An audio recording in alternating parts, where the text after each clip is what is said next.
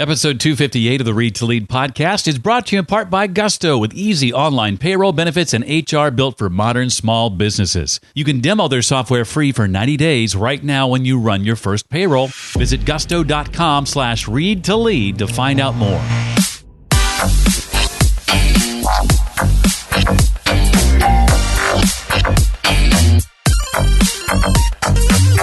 Hi, I'm Arlene Pellicane, author of numerous books including Calm, Cool, and Connected, 5 Habits for a More Balanced Life. Get even more tips for a balanced life every time you listen to this.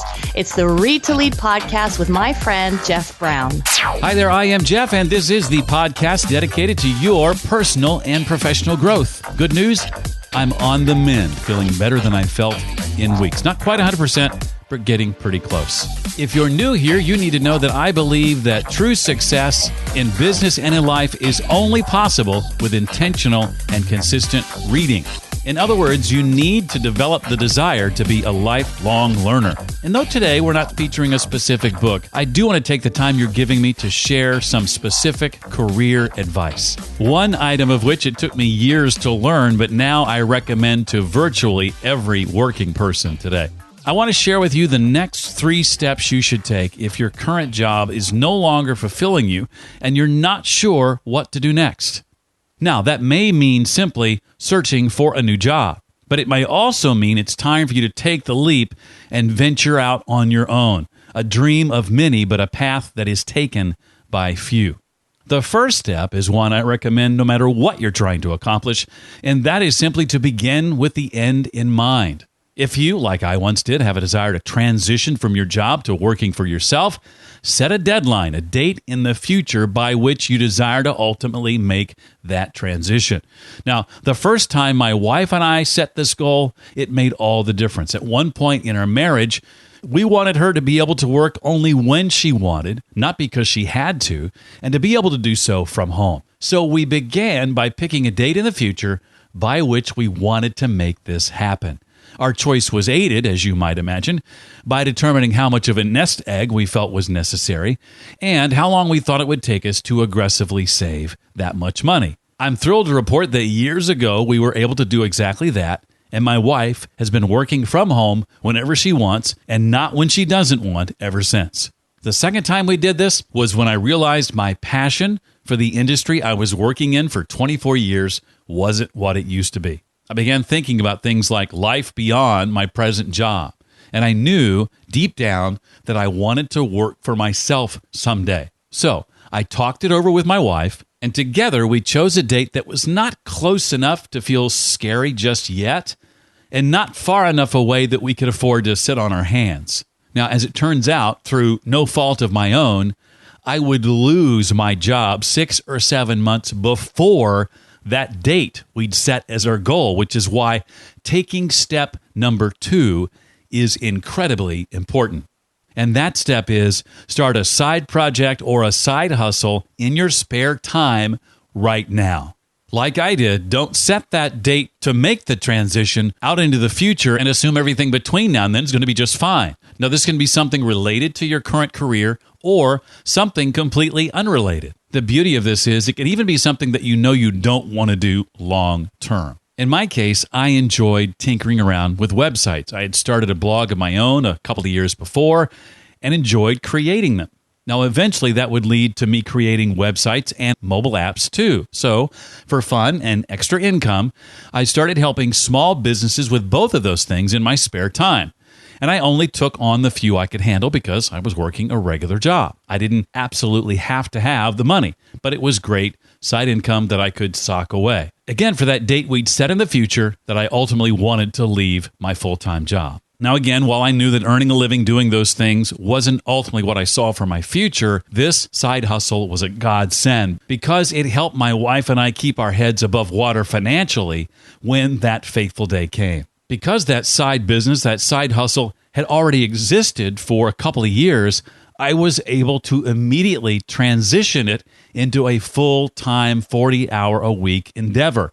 And I kid you not, listen to this, within 30 days of losing my job, I was invoicing an amount equivalent to twice my previous monthly pay. Now, had I not already been cultivating this business in the margins of life, Needless to say, the transition would have taken a lot longer. It would have been a lot more painful. And frankly, this was time my wife and I did not have. Let's quickly review. Step number 1, begin with the end in mind. Set a date into the future by which you want to make the transition. Step 2, start a side project or side hustle or side business, whatever you want to call it, not tomorrow, but right now.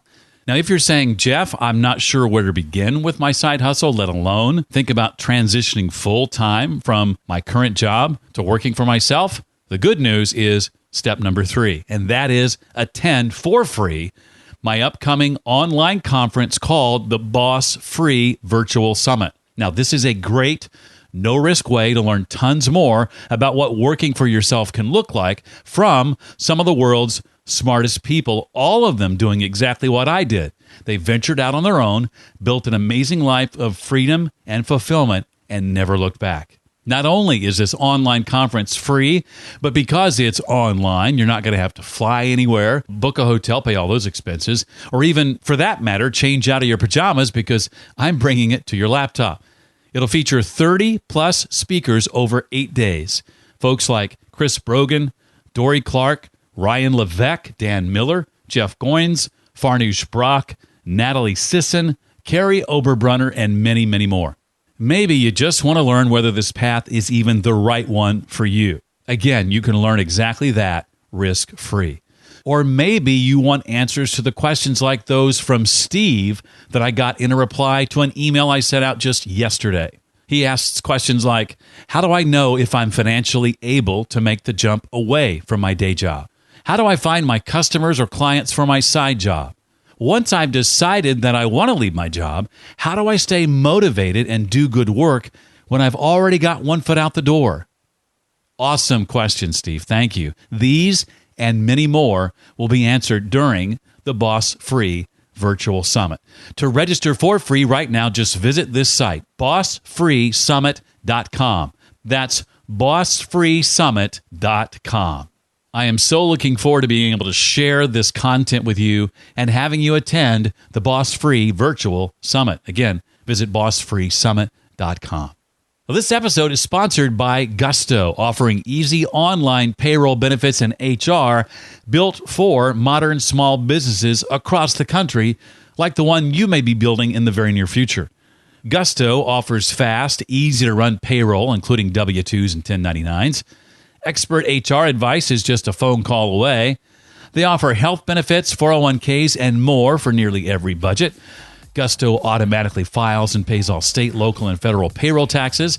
You can sign, store, and organize employee documents all online. And 74% of customers say they take 10 minutes or less to run payroll with Gusto. They were even named the best online payroll of 2018 by PC Mag. Right now, you can demo their software free for 90 days when you run your first payroll. How awesome is that? Just visit gusto.com/read-to-lead. That's gusto.com/read-to-lead. I hope you found today's career-oriented episode helpful. For the written version of the thoughts I've shared here today, visit readtoleadpodcast.com/258 for episode 258. For comments, questions, or feedback on the Read to Lead podcast or this episode specifically, write me, Jeff, at readtoleadpodcast.com. That does it for this week. I look forward to seeing you next time. Until then, remember, leaders read and readers lead.